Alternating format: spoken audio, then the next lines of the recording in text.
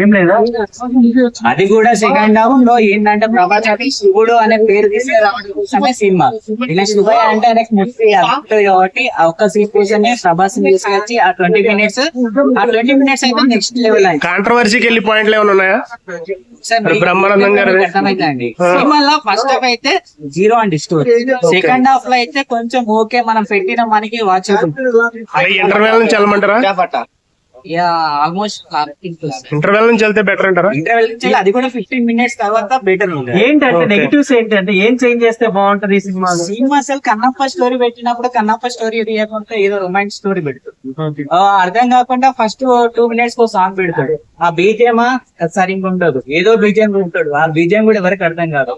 So మనకి story అనేది first introduce చేయాలి. అది కూడా ఏదో వస్తాడు, హీరోని లవ్ చేస్తాడు, పోతాడు, సాంగ్స్ వేసుకుంటాడు.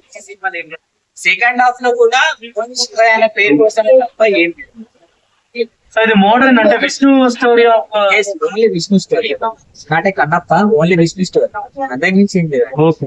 Thank you.